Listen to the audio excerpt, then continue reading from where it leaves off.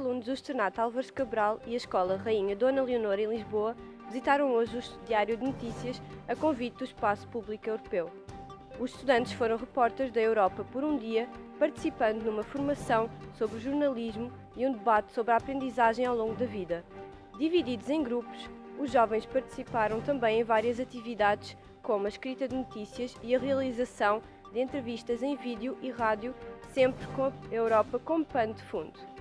Em direto do Diário de Notícias, os repórteres falando da Europa, Joana Luís e Maria Pérez.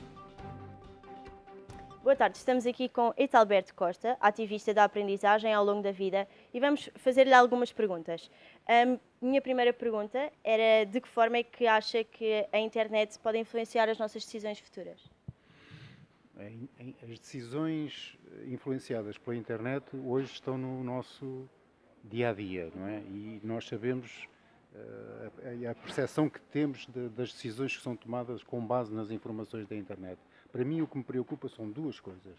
Que as decisões cada vez mais sejam sustentadas em dados, em informações concretas, designadamente estudos bem avaliados e bem concentrados, o que é sempre difícil, porque há sempre aqueles que gostam de tomar decisões inspirados no seu gosto, naquilo que é a sua ideia.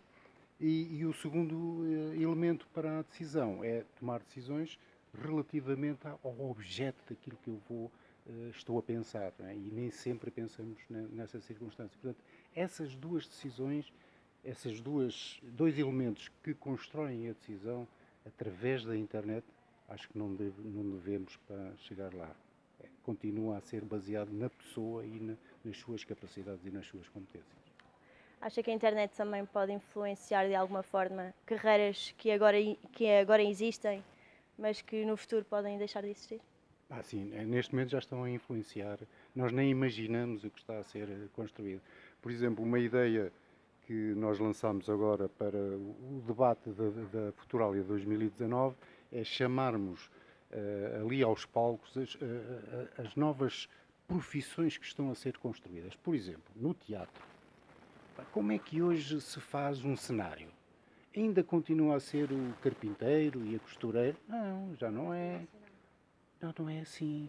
Portanto, hoje é construído todo um cenário, todas as vestimentas, toda aquela informação é construída com base em programas de computador, com base em design, com base em competências das pessoas que o fazem e que depois transmitem para depois a manufatura e a produção do elenco. Eu estou a falar do teatro, mas se falássemos em música, se falássemos por exemplo, no desporto, a gente imagina que o desportista é só ir põe-se ali a correr e tal, hoje tem que fazer. Não é bem assim.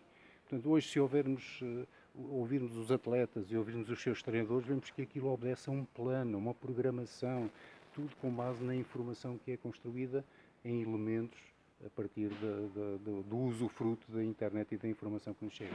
Há bocado falou-nos dos professores. Acha que os professores também vão deixar de existir?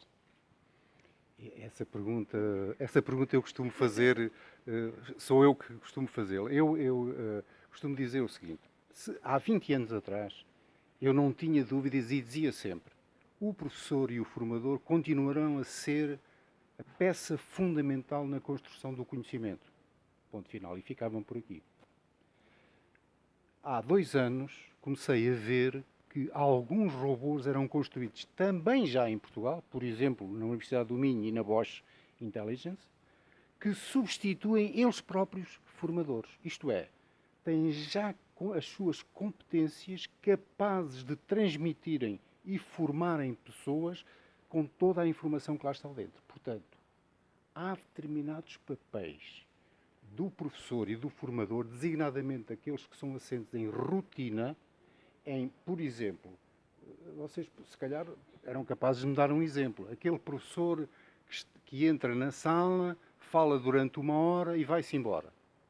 Eu não poderei substituir por um robô. Se calhar posso. Estão a ver?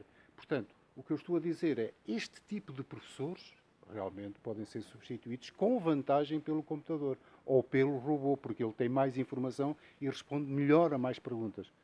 Nas outras, naquelas competências mais sociais, mais de socialização, aquelas competências que o professor ajuda os alunos a encontrarem os seus caminhos que vão à procura e à descoberta do conhecimento, essas eu continuo a querer acreditar que não serão substituídas por nenhuma máquina. Obrigada. Voltamos agora para o estúdio. Em direto do Diário de Notícias, a repórter falando da Europa, Bárbara Bestia. A SONAI garante emprego na área das tecnologias e informação. A SONAI vai oferecer este ano 75 postos de trabalho na área das tecnologias de informação, refletindo a procura de mercado por alunos desta área. Tanto em empresas portuguesas como em empresas a nível internacional, começa a apostar-se na criação de academias de formação interna para responder à necessidade de técnicos desta área. A multinacional já tinha apostado nesta iniciativa o ano passado, oferecendo emprego a 10 jovens. Em direto do Diário de Notícias, os repórteres falando da Europa, Filipe Correia e Bernardo Correia. Viagens pela Europa passam a ser gratuitas para os jovens a partir dos 18 anos. Esta medida vai ser possível devido à iniciativa da Discovery U, que vai oferecer os bilhetes. Os estudantes que se queiram candidatar têm até 11 de dezembro. As viagens vão ser entre 15 de abril e 31 de outubro do próximo ano. Em direto do Diário de Notícias, os repórteres falando da Europa, Diogo Cardoso e Bárbara Veste. Cristiano Ronaldo volta a bater recordes. O futebolista português tornou-se, durante o jogo contra o Génova, o primeiro jogador a marcar 400 golos em 5 campeonatos europeus. O principal rival de CR7, Lionel Messi, está a 11 golos de atingir esse recorde. Em direto do Diário de Notícias, os repórteres falando da Europa, Diogo Alexandre e Whitson Carvalho.